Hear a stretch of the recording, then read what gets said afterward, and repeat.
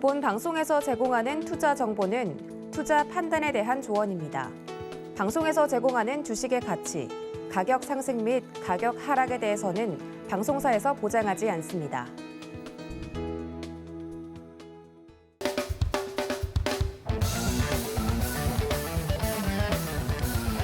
자, 안녕하십니까. 저는 서울경제TV 수익을 말하다를 진행하고 있는 함재한 전문가라고 합니다. 자, 오늘 여러분들께 말씀드리고자 하는 것은 또 이제 수익을 또 여러분들한테 정확하게 낼 수 있는 방법을 또 알려드리고자 이번 방송을 시작하게 되었습니다. 자, 일단은 지금 전반적으로 상황이 일단 암호화폐, 제가 지금 비트코인이랑 그다음에 뭐 미국 주식이라든가 뭐 해외 선물 뭐 종목들 좀 이렇게 봐드리고 있는데, 일단은 지금 보면은 비트코인 같은 경우에 조금 최근에 패닉셀이 조금 나오고 있는 상황이에요. 자, 그래서 이 비트코인이 정말 지금 상승 초입 부분인 것인지, 그죠? 아니면은 현재 고점을 찍고 다시 한번 하락세로 돌아서는 그런 분위기인지, 그런 것들도 한번 저희 기술적 분석을 통해서 같이 알아보도록 할 것이고, 자, 그다음 미국 주식 같은 경우에도 저희가 나스닥 종목 있잖아요. 나스닥 선물지수. 나스닥 선물지수를 보면은 미국 주식이 어떤 방식으로 흘러갈 것인지 대략적으로 보이니까 그런 것들도 같이 한번 분석을 해보면 좋을 것 같습니다. 자, 그다음에 여러 종목들, 같이 알트코인들도 여러분들이 많이 갖고 계시는 분들이 많으니까, 홀더분들이 많으시니까 한번 방향성에 대해서도 같이 한번 알아보는 시간 가져보도록 하겠습니다. 자, 우선은 비트코인 먼저 같이 좀 분석을 해보도록 할게요. 자, 일단은 비트코인 일봉상의 차트인데 조금 제가 확대를 해서 보여드리면, 일단은 아래쪽에 있는 게 거래량이죠. 그 다음에 위에 있는 게 이제 일반 차트다 볼 수 있는데, 제가 거래량을 굉장히 중요시하게 보는 이유는 일단 거래량에서 여러분들 어느 구간에서 매집이 이루어졌는지, 그죠? 그리고 어느 구간에서 추세가 또 이제 유지가 되면서 올라갈 것인지를 거래량을 통해서도 우리가 대략적으로 분석이 가능하기 때문에 거래량을 굉장히 저는 신뢰 있는 지표라고 저는 생각을 합니다. 뭐 그 이후에도 뭐 여러 가지 지표들이 있겠지만 일단 거래량을 중심으로 한번 분석을 해보도록 하자면, 자, 우선은 비트코인이 여기 보시게 되면 지금 전고점, 그러니까 여기서도 이제 떨어진 이유가 다 하나가 있는데, 그것이 무엇이냐면, 자, 여기서 지금 10월 20일 날, 이제 10월 20일 날 64,000불, 64,900불, 65,000불 정도의 첫 번째 고점을 여기서 만들었습니다. 여기가 바로 첫 번째 고점이죠.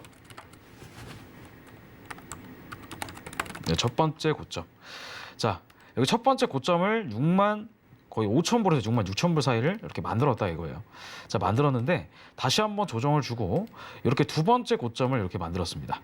자, 여기다가 두 번째 고점 이렇게 형성이 될 수 있는데, 지금 첫 번째 고점과 두 번째 고점을 만들면서 현재 여기 아래쪽에 보시게 되면은 이 빨간 색깔 있죠. 이 빨간 색깔이 무엇이냐면 이 매수 거래량입니다. 상승, 매수를 올리려고 하는 압력, 매수 압력이라고 볼 수 있는데, 이 매수 압력이 한 요 정도 나왔다가 두 번째 고점을 찍었을 때는 매수 압력이 비교적 상대적으로 좀 줄어들었던 그런 모습을 저희가 볼 수 있잖아요, 그죠? 현재 여기서는 상승으로 올라갈 수 있는 압력이 조금 줄어든다. 이렇게 여러분들 볼 수가 있죠. 그렇기 때문에 여기서 이제 본격적인 추세가 이제 반전이 됐다 볼 수가 있습니다. 자, 근데 여러분들 이 차트를 보시면 아시겠지만 이 보라 색깔이 이제 단기선, 그리고 초록 색깔이 중기선인데, 이 선이 지금 이렇게 단기선이 위에 있고 중기선이 아래에 있는 모습은 여기 전반적으로 추세가 상승 추세를 유지한다 이거예요. 자, 그래서 지금 제가 보기에는 아직까지는 상승 추세는 끝나지 않았다.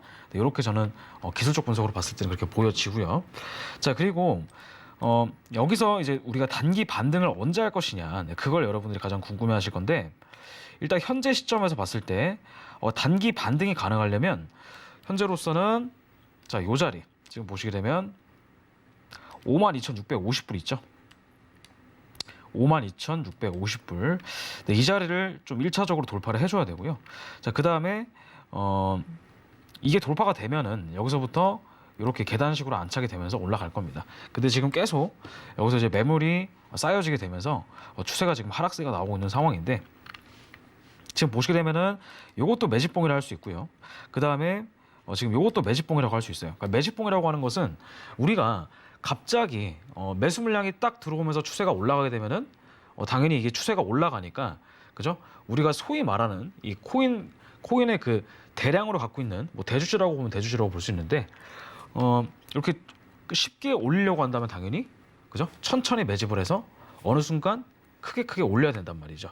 자, 그렇기 때문에 이렇게 매도 거래량이 증가했다 감소하는 부분, 매도 거래량이 증가했다 감소하는 부분, 이런 부분이 바로 이제 매집 부분이다. 이렇게 여러분들 이해해 볼 수가 있습니다. 자, 그래서 지금 제가 보기에는 일단은 현재 단기적으로 올라갈 수 있는 그런 가능성은 충분히 있지만 그래도 아직까지는 여러분들 52,650불을 돌파하지 못했기 때문에 조금 우리가 중장기적으로 본다고 한다면 올라갈 건 분명히 가능성이 있겠지만 현재 42,000불, 그러니까 좀 맥시멈으로 떨어진다면 한 42,000불까지 한번 찍고 올라갈 수 있는 가능성도 있어요. 그러니까 요거는 여러분들 한번 좀 지켜봐야 될 것 같다. 제가 보기에는 42,000불, 지금 현재 이 자리 있죠? 제가 표시를 해뒀던 이 자리죠. 여기가 바로 이제 상승 추세선입니다. 이렇게 좀 길게 제가 한번 이어보자면 이런 식으로 볼 수가 있다. 그러니까 지금 보시게 되면은 단기적으로 이만큼 올라갔다가 한번 조정을 주고 다시 이렇게 올라가는 그런 그림을 그릴 수 있다. 그러면은 그 다음에 우리가 목표가는 얼마냐면요, 7만 불 정도가 될 거예요. 그러니까 7만 불 정도를 강하게 이렇게 이제 거의 쌍바닥 형태의 패턴을 보이면서 전고점을 뚫고 올라가 준다면 그러면 추세는 조금 더 강력하게 올라갈 수 있겠다. 그러면 이제 우리가 흔히 얘기하는 10만 불, 그죠? 얼마 전에 캐시우드라고 하는 그 굉장히 아크 인베스트먼트의 캐시우드라고 하는 그 비트코인의 그런 엄청난 그런 이제 지지자죠. 그분이 얘기했던 거를 제가 인용해 보자면 50만 불까지 간다고 하더라고요. 근데 그게 뭐 비단 맞을 수도 있고 틀릴 수도 있겠지만 그만큼 이제 비트코인에 대한 낙관론이 계속 이제 얘기가 나오고 있고 전반적으로 지금 비트코인이 48,000불인데 우리 솔직히 말씀드려 보면 한 1년, 2년 전까지만 하더라도 비트코인 1비트당 그때 250만 원이었습니다. 그러니까 예전에 2017년도에 2천만 원 고점을 찍고 거의 그죠? 한 10분의 1 토막에 나가지고 그때는 완전히 비트코인이 사기다. 그래서 비트코인은 완전히 거품이었다. 이렇게 얘기가 나왔을 때가 바로 2018년, 2019년도. 근데 그때 모든 투자자들이 다 외면했을 때 그때 가격이 바로 이제 1비트당 거의 한 2,000불, 3,000불 정도 왔다 갔다 했단 말이에요. 근데 지금은 현재 48,000불 정도까지 왔잖아요. 그죠? 근데 비트코인은 제가 보기에 장기간으로 봤을 때는 무조건 올라갈 수밖에 없는 구조입니다. 예. 왜냐면은 발행량이 2,100만 개로 딱 한정이 되어 있을 뿐더러, 그죠? 뿐더러 지금 여러분들 각국의 중앙은행 있죠. 각국의 중앙은행, 예를 들어서 뭐 중국의 뭐 인민은행이라든가 아니면 미국의 연준이라든가 그 중앙은행들이 특히 이제 미국 같은 경우에는 연준이 이제 중앙 통화, 그래서 달러를 갖고 있잖아요, 그죠? 그 다음에 중국 같은 경우에 위안화. 근데 그 패권을 가진 국가들이 어느 정도 여러분들 이 비트코인을 통제하려면 그걸 비트코인 아예 거래를 막아버리거나 그렇게 할 수는 없을 것 같고, 만약에 합법적으로 이제 제도권으로 편입시키면서 통제를 하려면 당연히 그죠? 국가라든가 중앙은행이라든가 그런 제1 투자 기관들이 많이 비트코인을 갖고 있어야, 그죠? 이 비트코인의 홀더들이, 그죠? 이게 비트코인 같은 경우는 암호화폐이기 때문에 자금 세탁, 그죠? 불법적인 일들에 좀 이렇게 써먹힐 수가 있잖아요, 그죠? 암호화폐라는 게 그런 거니까. 자, 근데 그런 것들을 관리하려면 그런 것들을 이제 트랜잭션이라고 합니다. 트랜잭션, 그러니까 그 거래에 대한 그 노드값, 그런 것들을 우리가 알면서, 그죠?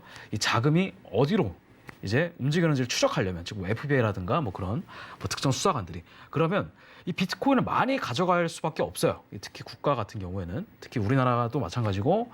지금은 여러분들 2017년도랑 비교를 해봤을 때 2017년도에는 사실은 뭐 국가라든가 그런 전문적인 투자 기관들이 존재하지 않았습니다. 오로지 그냥 말 그대로 이제 고래라고 하는 그런 사람들만 샀었죠. 근데 지금은 다릅니다. 지금은 달라요.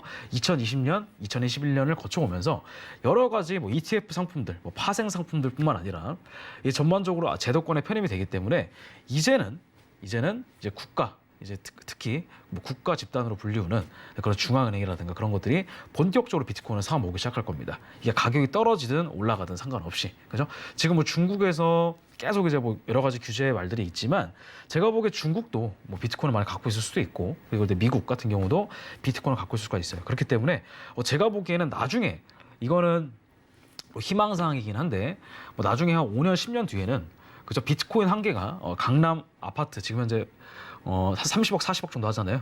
근데 그 정도가 넘을 수도 있다. 네, 그거는 한 10년, 20년 뒤의 얘기인데 어쨌든 그게 빨리 올 수도 있고 늦게 올 수도 있지만 제가 보기에 비트코인은 충분히 그럴 만한 가치가 있다고 생각합니다. 근데 지금 제가 보기에 1비트당 5천만 원이면은 굉장히 좀 저렴한 가격이라고 생각해요. 그러니까 지금 이게 기술적 분석으로 봤을 때는 그죠? 이게 지금 전반적으로 올라가는 그림이긴 합니다. 그렇기 때문에 이게 떨어지고 올라가더라도 여러분들 뭐 일희일비하지 마시고 내가 만약에 투자의 마인드를 갖고 있다면 비트코인이 계속 빠지면 빠질수록 사셔야 됩니다. 그러니까 비트코인이 올라가면 여러분들 사는 게 아니고 비트코인이 지금처럼 계속 떨어지고 횡보하고 있을 때 그냥 여러분들 묵혀두시는 거예요. 네, 그러면 언젠간 나중에 올라가듯이 그죠?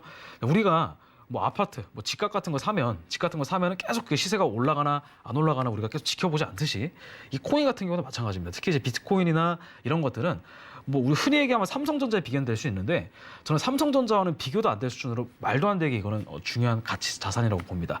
삼성전자는 일개 회사일 뿐이지만 비트코인 같은 경우에는 어떻게 보면 전 세계를 아우를 수 있는 그런 통화의 그런 자산이기 때문에 아예 비교 불가능한 대상이라고 생각해요. 그렇기 때문에 이거 하나의 자산, 완전 안전자산으로서 우리가 취급이 될 수 있다. 그래서 비트코인 같은 경우에는 저점마다 계속 떨어지면 떨어질수록 그냥 조금씩 사두시는 게 제가 보기에는 나쁘지 않아요. 그럼 이게 나중에 5년, 10년 뒤에는 엄청난 여러분들의 자산이 될 것이다. 이렇게 일단 말씀 좀 드립니다.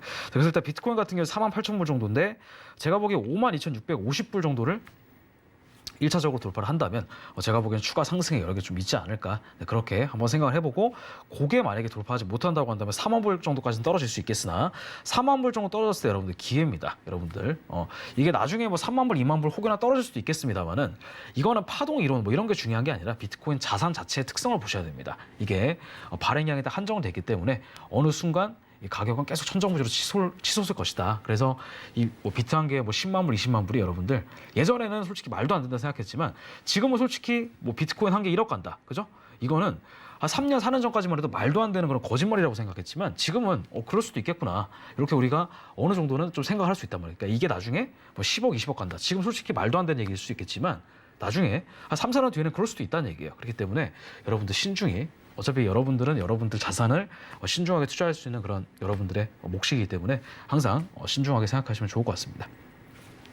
자, 그럼 일단 비트코인 간단하게 좀 설명을 좀 드렸습니다. 지금 제가 보기에는 단기 반등 구간이다. 그래서 이 자리에서 제가 보기에는 사주시면 정말로 제가 보기에는 손해를 볼 수 있는 가능성은 거의 없다. 그렇게 한번 생각을 해보실 수가 있겠고요. 자, 그 다음에 이제 우리가 최근에 나스닥 같은 것도 제가 좀 보도록 한다면 나스닥이 지금 뭐 계속 올라가고 있어요. 계속 이제 올라가는 상태인데 제가 예전에 이 자리쯤에서 말씀드렸습니다. 11월 초에 비트코인이 지금 단기 고점을 찍고 한번 떨어질 수도 있겠다 말씀 좀 드렸는데 약간 올라갔다가 제가 말씀드렸던 대로 거의 한 15,000대 그러니까 이 자리까지 한번 지지를 줬단 말이에요. 지금 현재 이 전고점 부분 있잖아요. 이 전고점 부분이 굉장히 중요한 그런 저항선이자 지리선인 상황입니다. 근데 이 자리를 지금 돌파를 했어요. 돌파를 하고 다시 한번 안착을 했습니다. 안착을 언제쯤 했냐면 12월 6일 날 안착을 진행을 했습니다. 자, 근데 12월 6일 날 안착을 진행을 하고 나서 다시 올라갔죠. 근데 제가 보기에는 나스닥 충분히 저는 모르겠어요. 그러니까 중장기적으로 봤을 때는 2만 불 정도까지, 그러니까 2만 포인트까지는 충분히 올라갈 수 있을 거라 저는 생각을 하는데 왜냐하면 지금 여기서 또 매집이 대량으로 좀 이루어졌다 볼 수가 있습니다. 이 자리가 지금 보시게 되면 이렇게 지금 이렇게 추세가 형성이 됐고요. 네, 이 자리 지금 15,935포인트. 그러니까 여기를 지금 다시 한번 순차적으로 이탈을 했어요. 그렇기 때문에 요거는 지금 보세요. 여기 앞전에 나왔던 매도 거래량이 이만큼인데 뒤에 나왔던 매수 거래량이 조금밖에 안 나왔잖아요. 그죠? 이것은 무엇이냐면 이게 손바뀜이 일어나고 있는 증거라고 우리가 볼 수 있습니다. 그러니까 손바뀜. 그러니까 우리가 이제 흔히 얘기하는 뭐 개인들과 그죠? 그다음에 뭐 기관 투자자들끼리 우리가 펀드 같은 것도 조정을 하면서 서로 이제 매매를 할 때 그죠? 누가 더 많이 그죠?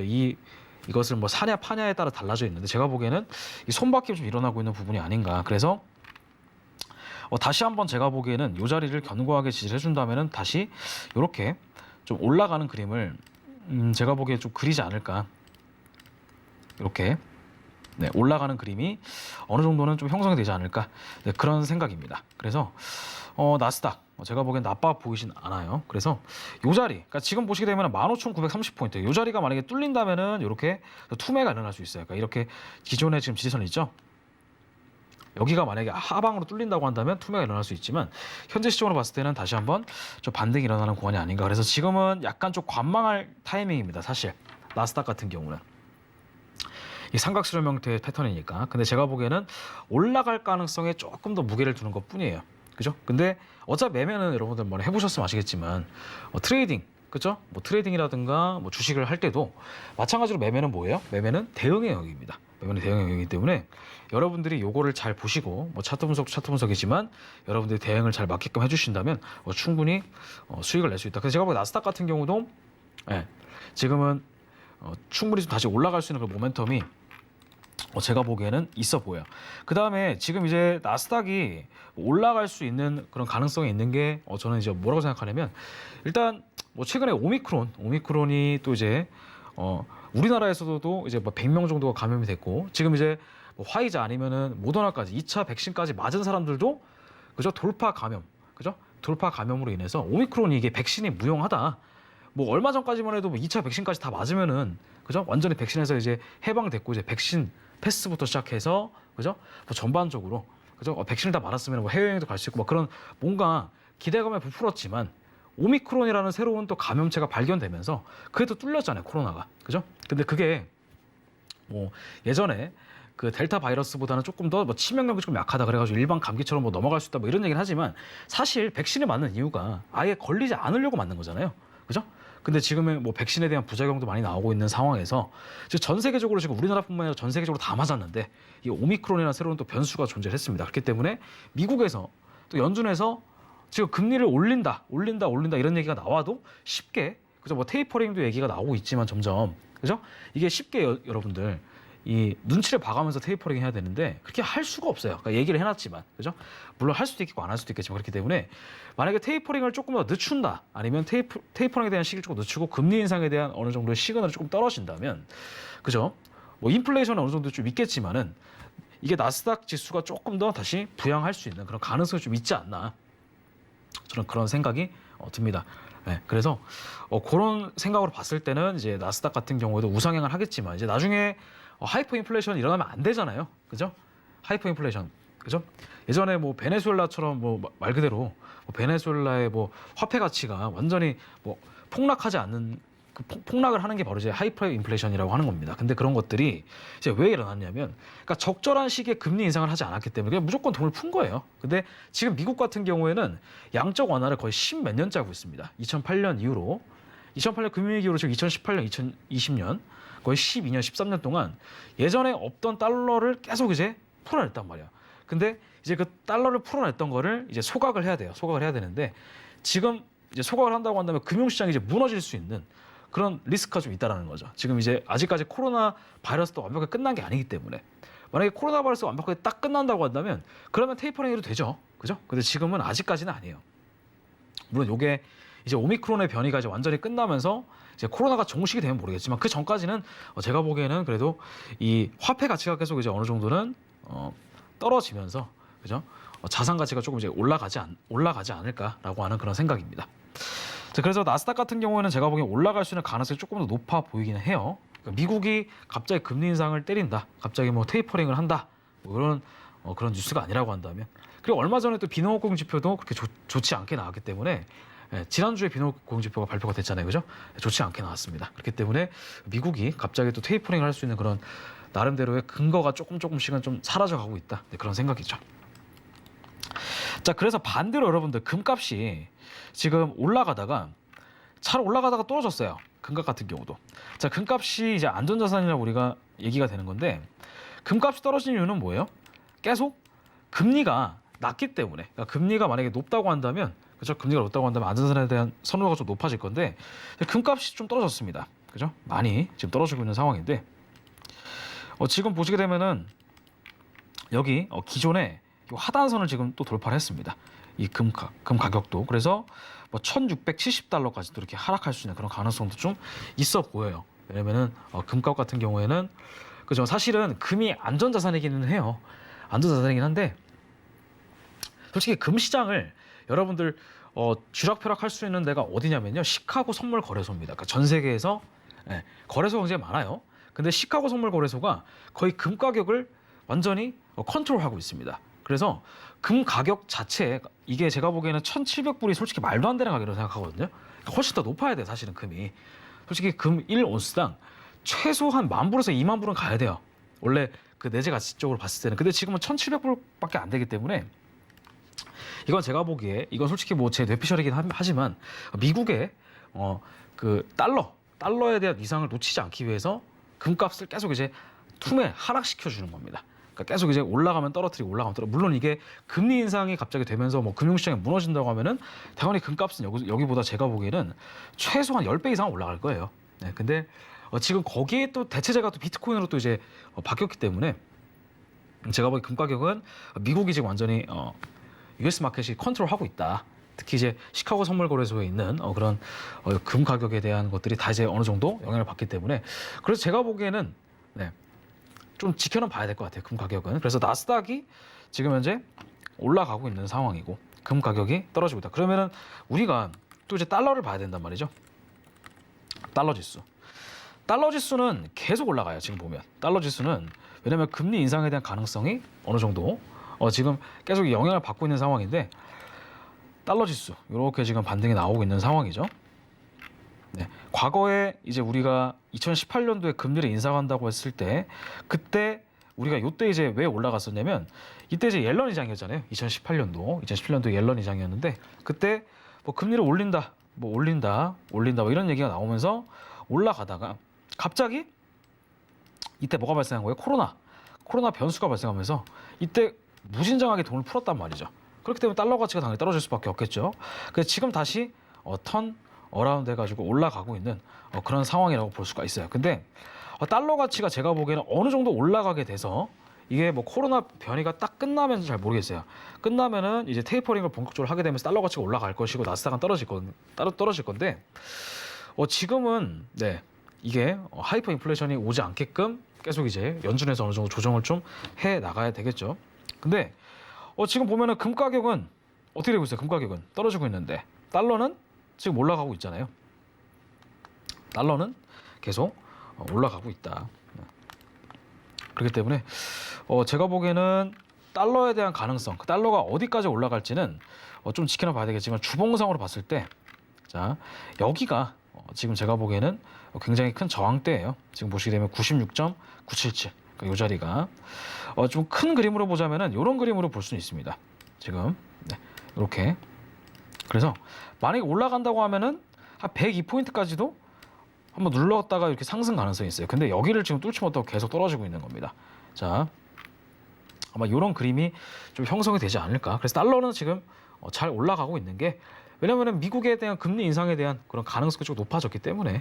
근데 이제 앞으로가 중요하겠죠. 앞으로 미국 실물 경제 지표가 계속 예상외로 나쁘게 나온다든가 그러면은 뭐 이제 달러는 제가 보기에는 올라가기 좀 힘들어 보이고, 근데 만약에 미국에 대한 실물 경제가 계속 좋게 나와요. 그리고 나쁘지 않아요. 그리고 뭐 오미크론의 변이도 조금 빨리빨리 잡히는 상황이고, 그러면은 달러는 더 올라갈 수 있고 나스닥은 또 이제 투매가 나올 수도 있겠죠.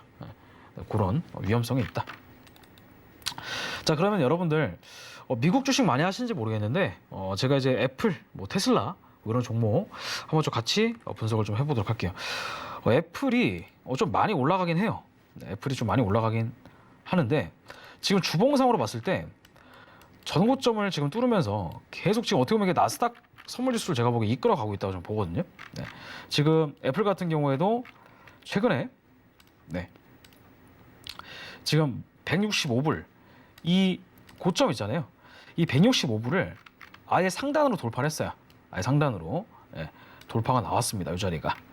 그렇기 때문에 여기가 지금 언제부터의 박스권이냐면 2020년 8월부터 박스권이에요. 그러니까 2020년 8월이면 지금 2021년 12월이니까 거의 1년 한 반 정도의 기간 동안에 계속 올라가면 떨어지고 올라가면 떨어지고 올라가면 떨어지는 이런 그림을 그렸단 말이에요. 근데 지금 제가 보기에는 또 본격적인 상승 국면에 또 접어들지 않았나 그런 생각입니다. 자, 최근에 뭐 애플도 뭐 혁신, 뭐 애플카 같은 경우에도 요즘에 좀 얘기가 많이 나오고 있잖아요. 뭐 애플카라고 해서 이제 애플이 뭐 자율주행 자동차를 또 만든다, 뭐 테슬라처럼 뭐 그런 뭔가의 기대감 때문에 올라가는 것도 있을 수 있고, 그죠? 제가 보기에 이제 애플은 물론 이제 아이폰 같은 거 계속 이제 팔면 좋겠지만은 그 전반적으로 이제 뭐 삼성처럼 삼성도 뭐 갤럭시만 만드는 것이 아니라 뭐 TV도 만들고 여러 가지 뭐 파운드리 공정도 지금 하고 있듯이 애플도 뭐 핸드폰만 만드는 것이 아니라 이제 뭐 다각화, 그러니까 사업의 다각화에 대해서 뭐 그런 가능성이 있기 때문에 제가 보기에 애플이 좀 올라가지 않나 싶어요. 왜냐하면 이전까지는 솔직히 혁신이라는 게 사실은 많이 없었거든요. 애플에서는. 그죠? 뭐 아이폰도 계속 이제 뭐 7, 8 나오면서 뭐 디자인이 거의 비슷비슷했잖아요. 그죠? 그렇기 때문에 뭐 아이폰은 혁신의 옛말이다 이런 말이 있었는데 지금은 좀 많이 얘기가 좀 바뀌었습니다. 그래서 뭐 핸드폰뿐만 아니라 뭐 여러 가지 뭐 애플카라든가 그런 이슈들이 좀 있잖아요. 그렇기 때문에 좀 말이 좀 올라가지 않을까. 그래서 지금 좀 전반적인 상승 추세이긴 해요. 그래서 만약에 여러분들이 애플을 좀 사신다고 한다면 현재 163불 정도인데 174불이잖아요. 제가 보기에 지금도 좀 낮지 않다고 저는 생각을 하는데 그래도 어느 정도 조정은 좀 필요해요. 그래서 한 162불 정도까지 좀 약간 다지는 바닥을 좀 다지는 그런 시간이 좀 올 수가 있습니다. 그래서 살짝 올라갔다가 이렇게 눌러주는 그런 그림을 좀 그려줄 거예요. 그다음에 이렇게 추세가 상승으로 이탈하면서 올라가는 그런 그림을 좀 그려지지 않을까 그렇게 생각을 합니다. 그리고 요 이제 월봉으로 본다고 한다면 이게 지금 월봉상으로 봤을 때 과거에 매물대가 하나도 없어요. 그러니까 거의 어떻게 보면 올타임 하이잖아요. 지금 현재 가격이 그래서 완전하게 신고가를 경신한 상태이기 때문에 약간은 좀 조정을 준다고 할지언정 이렇게 좀 눌렀다가 다시 올라가는 그림을 그리지 않을까. 그래서 목표가 같은 경우에는 최소 그래도 한 250불 정도까지는 좀 올라갔다가 약간 좀 떨어지지 않을까 그런 생각이 제가 보기엔 좀 듭니다. 그래서 애플 같은 경우에도 제가 보기엔 본격적인 상승이 시작되기 때문에 특히 한 1년 정도의 그런 박스권을 지금 돌파했잖아요. 그렇기 때문에 꽤 여러분들 제가 보기에는 본격적인 상승 국면이 아닌가 그렇게 좀 생각이 듭니다. 자, 그 다음에 테슬라 좀 같이 보도록 할게요. 테슬라 같은 경우는 지금 좀 많이 떨어졌죠. 많이 떨어졌는데 이때 이제 좀 잘 올라가다가 떨어진 게 솔직히 이때 떨어진 거는 이렇게 보셔야 돼요. 테슬라의 회사 자체에 결함이 있어서 그런 게 아니라 뭐 그때 이제 일론 머스크가 계속 나와가지고 그죠? 뭐 비트코인 떨어진다, 비트코인 올라간다, 뭐 도시코 올라간다 이런 얘기 많이 했잖아요. 그렇기 때문에 테슬라에 대한 그런 뭔가 회사의 신뢰감이 좀 떨어졌다고 해서 가격이 좀 투명이 일어난 것 뿐이에요. 그러니까 이게 회사의 내재 가치가 무너져서 떨어진 게 아닙니다. 이 가격 자체가 떨어진 거는. 그리고 어떻게 보면 이제 조정이라고 볼 수 있겠죠. 제가 보기에는 아마 이때 제가 알기로는 한 11월 초에 이때도 테슬라가 수익 실현을 좀 했다고 제 얘기를 들었었어요. 그렇기 때문에 좀 가격이 떨어지고 있는 상황인데 솔직히 대주주가 그 자사주를 판다고 하면 솔직히 가격이 떨어질 수밖에 없잖아요. 그건 이제 다 응당 알고는 사실이라고 저는 생각을 하는데 제가 보기에는 테슬라 중장기적으로 봤을 때는 가져가는 게 굉장히 좋습니다. 가져가면 좋은데 일단 제가 보기에 지금 들어가는 건 조금 약간 너무 시기상조가 아닌가 그런 생각이 저는 들어요. 그렇기 때문에 제가 보기에 좀 더 떨어져야 돼요. 그러니까 올라간다 하더라도 적어도 지금 863불 여기가 지금 1차 목표가라고 보기에는 우리가 이제 1차 평단가가 될 것이고 그 다음에 두 번째로 들어갈 때는 대략 한 600불 정도 미만까지는 좀 떨어져 줘야 돼요. 너무 가격이 고평가됐습니다 지금 현재. 그래서 테슬라는 이렇게 지금 그림을 이쁘게 그려나가고 있죠. 제가 보기에는 굉장히 이걸 좀 잘하고 있는 것 같아요. 이 시장 조성을 좀 잘하고 있는 것 같다. 그래서 그렇기 때문에 차트가 이렇게 지금 이쁘게 움직이고 있는데 제가 보기에는 한 820불 이렇게 좀 가격이 또 이렇게 올라갈 수도 있다. 그래서 한 870불 이 정도가 한 1차 목표가가 될 거예요. 1차 그 진입 가격. 그 다음에 다시 들어가게 되면은 또 이제 1,400불, 1,500불까지도 올라갈 수 있는 그 모멘텀이 있겠죠. 근데 테슬라도 지금은 이제 완벽하게 제가 보기에는 자율주행이 그 도로 있잖아요. 그러니까 일반 뭐 고속도로 같은 데서 자율주행 같은 경우에는 굉장히 좀 잘 되는 걸로 알고 있어요. 제가 뭐 테슬라를 타보진 않았지만 여러 가지 얘기를 듣는 거 봐서는 뭐 자율주행이 어느 정도는 이제 완료가 됐다. 근데 제가 보기에는 이제 테슬라가 얘기하는 완벽한 자율주행이라고 하는 것은 이제 그런 거죠. 말 그대로 그냥 내가 면허가 없어도 그냥 시동만 딱 켜고 그다음에 특정 목적지에 입력하면은 자동으로 그냥 가는 거예요. 자동으로. 그러니까 이제 뭐 중간중간에 뭐 방해물 같은 것도 피하고 뭐 그런 것들이 좀 있겠죠. 근데 그런 기술이 제가 보기에는 솔직히 향후 한 5년 안에는 충분히 좀 가능하지 않을까 생각이 듭니다. 왜냐면 지금 과학기술의 발전으로서는 그죠? 엄청나게 말도 안 되는 속도로 지금 빨리빨리 지금 바뀌고 있는 상황이기 때문에 아마 아예 완전한 100% 자율주행까지 도달하려면 조금 시간이 걸리겠지만 그래도 자율주행에 관련된 그런 기술은 제가 보기에 머지않아 조만간 한 5년 안에 무조건 올 것이다 그렇게 저는 개인적으로 생각을 합니다. 그러면 테슬라의 주가는 또 계속 올라가겠죠. 네, 그런 상황이고 그래서 테슬라 같은 경우도 제가 보기에 내재 가치는 충분히 전 있다고 저는 생각을 해요. 네, 그렇게 생각을 하고 또 우리가 테슬라를 또 우리가 사야 되는 제가 보기에 이유는 무엇이냐면 일단은 여러분들 테슬라가 일론 머스크가 이제 어찌 보면은 창업한 회사는 아니지만 일론 머스크가 어떻게 보면 일으키면서잖아요, 그죠? 근데 일론 머스크가 테슬라 말고도 지금 또 엄청나게 프로젝트 하나 하는 게 있잖아요. 스타링크라고 하는 스페이스 X에 이제 같이 가담되어 있는 프로젝트인데 스페이스 X 같은 경우에는 여러분들 뭐 많이 들어보셨던 분도 계시고 뭐 처음 들어보신 분도 계실 건데 스페이스 X는 무엇이냐면 일단 민간 우주선 프로젝트입니다. 그러니까 지금 어떻게 보면 테슬라가 예전에 2008년, 2009년에 거의 일론 머스크가 그죠? 완전히 거의 테슬라는 거의 그때 파산 직전이었거든요. 2008년, 2009년에 그때 이제 서브프라임 때문에 대출금도 엄청나게 많은 상황. 근데 그때 저 기적적으로 투자를 받아가지고 테슬라를 이제 일론 머스크가 이제 살렸잖아요, 그죠? 10년 전에. 근데 그때 이제 테슬라가 일론 머스크 그 테슬라가 이제 살아나기 전에 일론 머스크가 이제 주되게 이제 사업했던 회사가 바로 스페이스 X입니다. 스페이스 X뿐만 아니라 지금 이제 스타링크라고 하는 것들이 있죠. 그러니까 인공위성을 계속 일렬로 이제 쫙 세우는 거예요.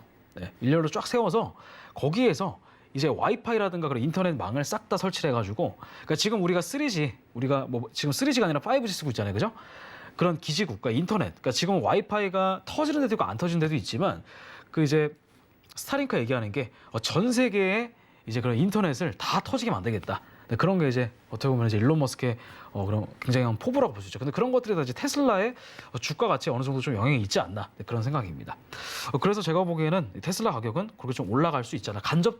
재투자, 재간접 투자로 해가지고 뭐 스타링크라든가 아니면은 뭐 그런 나름대로의 테슬라 이외의 것들을 좀 부수적으로 본다고 한다면 충분히 테슬라도 올라갈 수 있는 가능성이 좀 있어요. 그리고 제가 보기에는 아마 테슬라도 나중에 지금 구글도 알파벳이라고 하는 지주회사가 있죠. 그러니까 구글이 그 회사가 지금 어떻게 보면은 주가가 없잖아요, 그죠? 구글이 있는 게 아니라 구글의 지주회사가 알파벳이듯이 제가 보기엔 테슬라도 뭐 테슬라 A, 뭐 테슬라 B 이런 식으로 지주회사를 따로 하나 만들어가지고 거기에 뭐 재간접할 수 있는 그런 투자를 좀 뭔가 나중에 만들지 않을까 그런 생각도 들어요. 네. 그렇기 때문에 한번 테슬라도 충분히 그런 내재 가능성이 좀 있지 않나 그런 생각이 좀 들고 있습니다.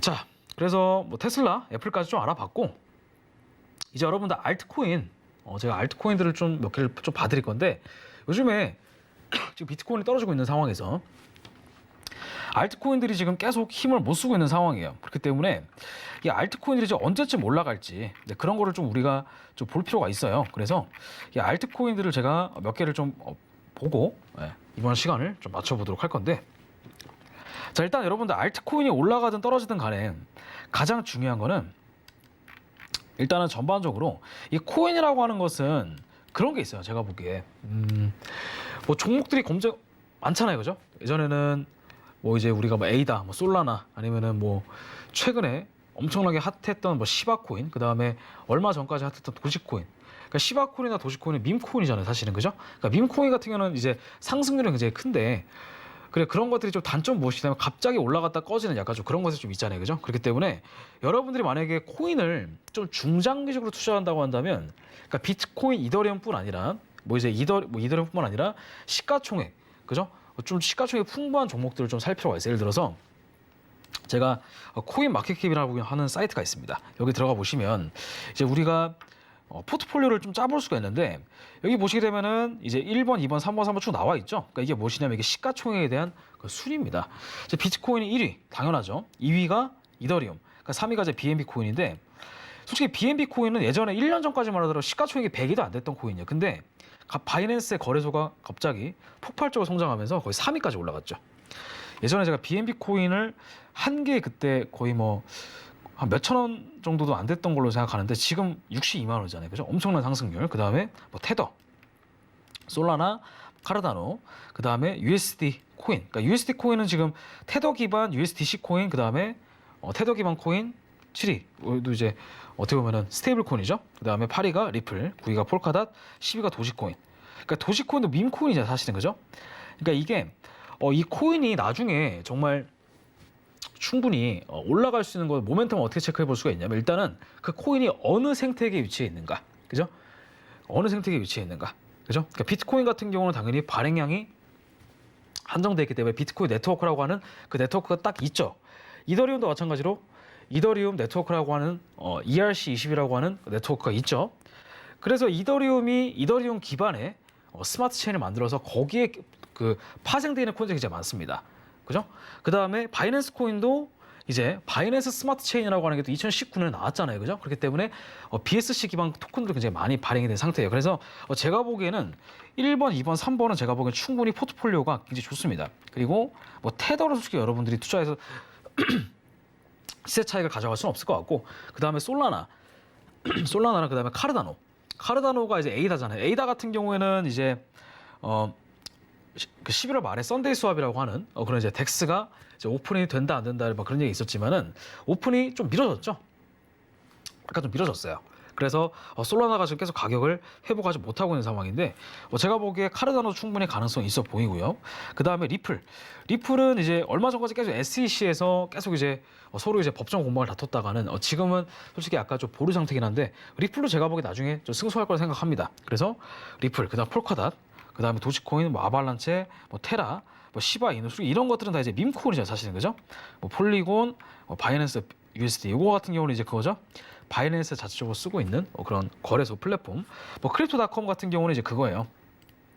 이게 이제 거래소 기반 코인입니다. 그러니까 요즘에 조금 핫한 게 또 거래소 기반 코인, 그죠? 네, 그런 것들. 그 다음에 이게 이제 랩트 비트코인이라고 하는 것은 이제 잠겨진 비트코인 같은 거, 이제 여러분들 그 디파이라고 하는 풀에 예치된 비트코인, 그 다음에 라이트코인, 뭐 유니스왑, 뭐 다이트로 이렇게 있는데 제가 보기에 1위부터 12까지 정도. 뭐 비트코인, 이더리움, 그 다음에 솔라나, 카르다노. 굳이 여러분 사시다면은 뭐 리플이라든가 뭐 시가총액이 좀 풍부한 그런 종목들. 특히 이더리움 같은 경우는 여러분들 이더리움은 제가 보기에 비트코인이랑 거의 쌍두마차라고 불릴 정도로 굉장히 좀 이제 엄청난 존재감을 갖고 있는 코인이니까 네, 이더리움 같은 경우도 충분히 좀 사 보시면 제가 보기엔 좋을 것 같아요. 근데 지금 현재 가격이 많이 떨어졌기 때문에 자, 우리가 이더리움의 가격을 또 안 보고 지나칠 수가 없어요. 그래서 이더리움 같은 경우도 한번 가격을 좀 분석을 해보도록 하겠습니다. 자, 이더리움이 좀 많이 떨어졌죠? 많이 떨어졌는데 현재 가격 지금 현재 1리더당 3,850불 정도, 네, 그렇게 형성이 되어 있습니다. 근데 제가 보기에 이더리움은 비트코인처럼 계속 올라가긴 할 거예요. 근데 이더리움에 약간 단점이 있다고 한다면 무엇이냐면 이더리움이 올라가게 된 것은 이더리움 생태계 때문에 올라간 거예요. 그러니까 이더리움 생태계, 네, 그게 바로 이제 이더리움 스마트 체인. 그렇기 때문에 이더리움 기반으로 해서 토큰을 새로 발행하는 겁니다. 예전에는 이제 여러분들 코인을 만들려고 한다면, 그러니까 지금 코인이 있고 토큰이 있거든요. 코인이 있고 토큰이 있는데 토큰은 그 바이낸스 스마트 체인 혹은 이더리움 스마트 체인 기반으로 해서 그 기본 코드를 그냥 갖고 와가지고 거기다가 그냥 입히기만 하면 토큰이 만들어지는 겁니다. 그래서 토큰이 실생활에 뭐 쓰이고 뭐 예를 들어서 거기에 생태계를 구축하게 되면은 충분히 가능해요. 그죠? 네, 폴카닷 같은 경우 제가 보기에 이더리움 스마트 체인으로 알고 있는데 제가 알기로는, 근데 이제 그런 것들 있죠. 뭐 에이다 같은 경우에는 이더리움 기반의 스마트 체인이 아니라 에이다 자체의 코인이에요. 그래서 에이다 같은 경우는, 그래서 이제 에이다가 지금 딱 갖고 있는 그런 비전이 뭐냐면 에이다 자체의 스마트 체인을 만들겠다. 카르다노 스마트 체인. 그게 이제 처음에 그 발표가 됐던 덱스, 이제 가장 가능성을 좀 많이 바꾸는 썬데이 스왑인데, 그게 이제 제가 보기에 12월 초에 테스트넷을 이제 한다고 했다가 약간 좀 이제 문제가 돼가지고 다시 좀 미뤄졌습니다. 근데 제가 보기에는 충분히 가능성이 있다고 보고, 만약에 에이다 같은 경우도 이제 에이다 자체의 생태계를 완벽하게 구축해낸다고 한다면 정말 이더리움과 같은 그런 가격이 좀 많이 올라가지 않을까, 네, 그런 생각이 돼요. 그래서 이더리움 같은 경우도 많이 올라갔죠 지금. 그래서 근데 이더리움이 약간 단점은 뭐냐면 가스비가 너무 비싸요. 가스비라고 하는 것은 무엇이냐면 우리가 뭐 덱스에서 서로 이제 뭐 그 코인을 뭐 스왑하거나 할 때 그때 이제 가스비라고 하는 걸 내게 되는데 그 가스비가 너무 비쌉니다. 예를 들어서 내가 10만 원을 예치하든 100만 원을 예치하든 수수료가 거의 뭐 100만 원 예치하잖아요. 수수료가 거의 뭐 한 몇십 달러가 나와버려요. 그래서 거기에 이제 가스비가 너무 비싸기 때문에 거기에 대항마로 나온 게 이제 바이낸스 스마트 체인입니다. 바이낸스 스마트 체인은 가스피가 굉장히 싸면서 이제 굉장히 수화도 빨리 되고 거래도 빨리 되는 장점이 있어요. 근데 이제 에이다 같은 경우는 거기에 조금 더해가지고 가스피를 조금 더 확실하게 낮추고 뭔가 좀 그런 뭐 가능성이 있다고 한다면 충분히 좀 올라갈 수 있는 가능성이 좀 있지 않을까, 그죠? 자, 그래서 이더리움 좀 보게 되면 지금 보시게 되면 현재 이 자리 여기가 지금 굉장히 중요한 제가 본 지지선이라고 볼 수가 있습니다. 지금 이 자리 여기가 중요한 지지선인데 지금 이 지지선을 뭐 혹여나 누가 깨졌다고 얘기하는 분도 계세요. 근데 제가 보기에는 이 가격, 그러니까 여기를 회복하지 못하느냐, 아니면 회복을 할 것이냐가 굉장히 좀 제가 보기에 큰 관건이 되지 않나 그런 생각입니다. 그래서 만약에 이 가격이 다시 이 위로 안착을 하면서 올라간다면 이더리움도 비트코인처럼 충분한 가격 상승이 이루어질 거라고 저는 생각을 해요. 그 다음에 지금 현재 가격대가 이렇게 형성되고 있죠? 이런 식으로. 그래서 아마 이 트라이앵글 부분 있죠? 이 자리를 다시 한번 상승으로 돌파해주면서 이렇게 올라가 준다면 제가 보기에는 이더리움 같은 경우도 충분히 좀 올라갈 수 있는 가능성이 좀 있어 보여요. 그래서 제가 보기에 단기 저점이 현재 3,580불이에요. 그래서 지금 현재 여러분들이 현물로 투자하신다고 여기서 사시는 거고, 만약에 여러분들이 손절한다고 한다면 이게 3,400불 밑으로 떨어지면 손절하시면 됩니다. 그러면 굉장히 좀 간단한 문제가 될 거예요. 그래서 이더리움도 같이 좀 보도록 했고요. 그 다음에 또 이제 최근에 좀 많이 들어가 있는 코인이 뭐 도시코인? 얼마 전에 좀 많이 올라갔었죠, 그죠? 지금 저점에서 올라가다가 약간 지금 횡보를 하고 있는 상황인데, 지금 여기 알고 차트 보시게 되면 걸렸죠, 매물대, 그죠? 걸렸기 때문에 계속 지금 떨어지고 있는 상황인 거예요. 그래서 지금 제가 보기에 도시코인 같은 코인이, 물론 제가 나쁜 코인이라고 제가 얘기를 할 수는 없겠지만은, 이게 제가 보기에 도시코인이 뭐 특정 뭐 가치가 도시코인 자체만의 생태계가 있는 건 아니기 때문에 이런 밈코인을 여러분들 투자하실 때는 약간 조금 리스크를 좀 여러분들이 좀 보셔야 됩니다. 밈코인 자체가 워낙에 변동성이 큰 종목이기 때문에. 근데 지금 밈코인이라고 대표격으로 이제 나타내고 있는 도시코인이 현재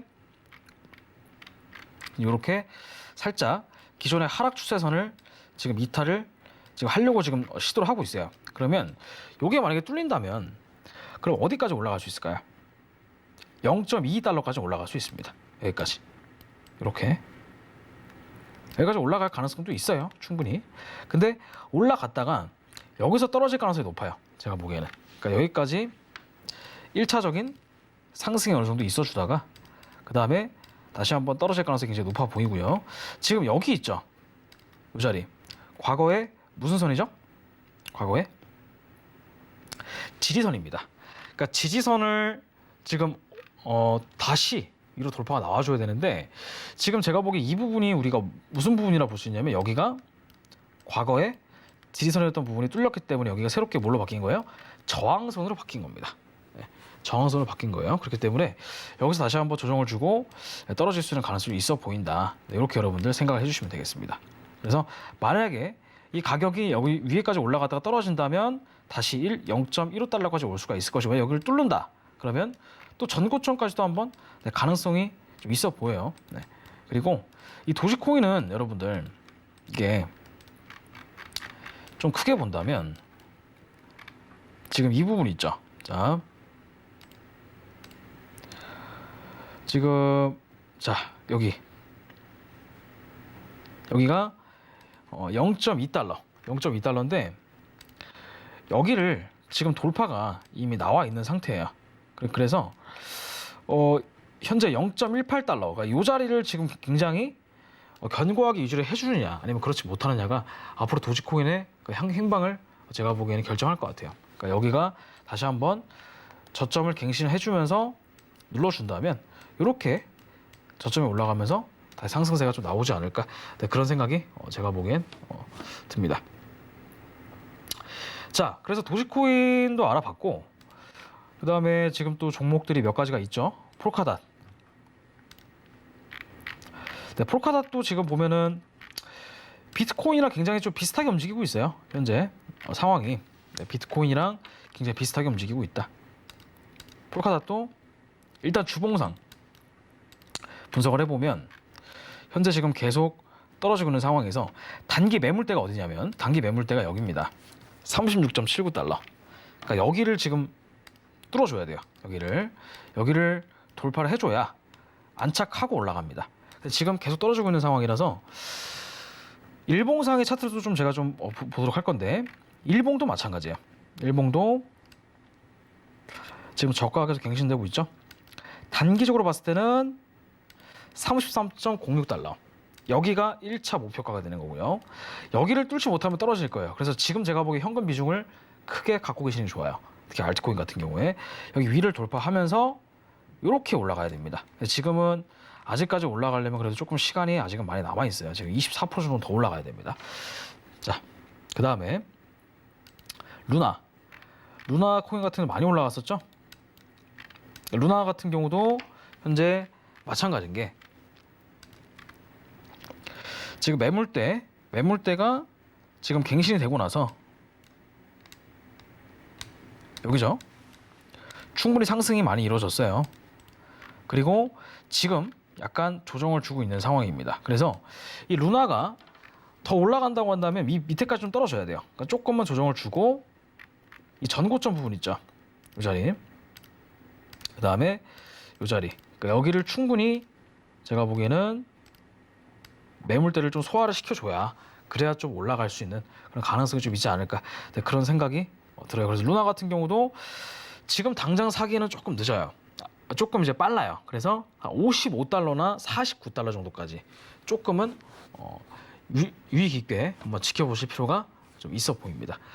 네, 그러니까 비트코인을 제가 보기엔 지금은 여러분들이 포트를 구성하실 때는 그러니까 무적정 여러분들 알트코인만 사시는 것이 아니고 비트코인까지 같이 보셔야 돼요. 그러니까 매틱 네트워크 이거 같은 경우도 현재 저항선이 지금 2.0달러예요. 그러니까 여기를 지금 뚫어줘야 됩니다. 여기를 좀 뚫어줘야 되고요. 제가 예전에 매틱 네트워크를 한번 설명을 드렸었던 것 같아요. 아마 이때 아마 방송에서 얘기했던 것 같은데 이때 이후로 좀 많이 올라갔어요. 이때 이후로 많이 올라갔었고 거의 전고점까지 60% 정도 상승이 나왔었고 지금도 마찬가지. 약간 지금 떨어지고 있지만 한번 조정을 주고 매집을 한 다음에 또 올라갈 수 있는 가능성이 좀 있어요. 근데 제가 보기에 지금은 약간 좀 늦어요. 그 다음에 마나 같은 경우도 디센트럴랜드 이것도 어느 정도는 조정을 좀 줘야 된다. 충분히 매집이 아직까지는 이루어지지 않고 있어요. 단기 저항선이 이 자리입니다. 3.72달러. 여기를 돌파를 해줘야 돼요. 여기를 돌파를 해줘야 충분히 떨어질 수 있는 가능성이 있다.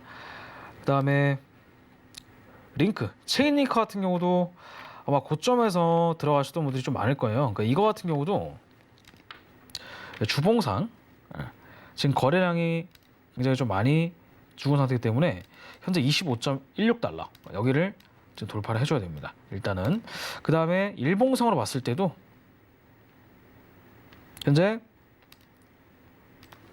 22.58달러 여기도 마찬가지 1차 저항선 여기가 2차 저항선이에요. 그러니까 여기를 순차적으로 돌파가 나와줘야 돼요. 그래야 올라갑니다. 아시겠죠? 자, 에이다까지만 보고 마치도록 하겠습니다. 자, 에이다를 여러분들이 좀 많이 들고 계신 분들이 많을 거예요. 에이다 홀더분들이. 근데 지금 에이다가 현재로 봤을 때 충분히 매집 구간은 나왔어요. 그래서 현재 요 가격대 이제 1.657달러 요 자리. 그러니까 여기를 지금 다시 위로 좀 돌파를 해줘야 됩니다. 여기가 이제 중요한 자리가 되겠고요. 여기를 돌파하게 된다면 그 다음에 목표가는 어디가 될까요? 목표 가격대는 그 다음에는 대략 1.4달러. 1.4달러. 그래서 여기가 중요한 매물대예요. 여기가. 그래서 돌파한 다음에 한번 눌러주고 다시 이렇게 좀 올라가는 그림을 여러분들이 좀 그려봐야 됩니다. 이런 식으로. 그래서 이 카르다노 같은 경우에도 충분히 올라갈 수 있는 가능성이 있겠지만은 1.4달러, 1.6달러까지도 같이 돌파를 해야 충분히 상승할 수 있는 가능성이 있어 보입니다. 자, 오늘 여러분들 미국 증시, 테슬라, 애플, 그 다음에 여러 비트코인까지 전망을 좀 같이 봤는데 어떤 종목이든 간에 여러분들 투자는 신중하게 하셔야 되고 이게 정말 내재 가치가 있다라고 판단이 된다면 계속 떨어질 때마다 조금씩 가져가는 게 제가 보기엔 좋아 보입니다. 그죠? 특히 이 암호화폐 같은 경우 제가 보기 이제 막 태동기이기 때문에 앞으로 한 몇 년 뒤에는 제도권으로 정식으로 편입될 수 있는 가능성이 좀 있잖아요, 그죠? 그런 것들도 한번 지금 당장보다는 조금 몇 년 뒤에 미래를 바라보시면서 투자하는 것도 제가 보기엔 괜찮아 보입니다. 자, 오늘 여러분들 수고 많으셨고요. 저희는 다음 시간에 다시 가치 있는 정보를 가지고 여러분들께 찾아뵙겠습니다. 수고 많으셨습니다.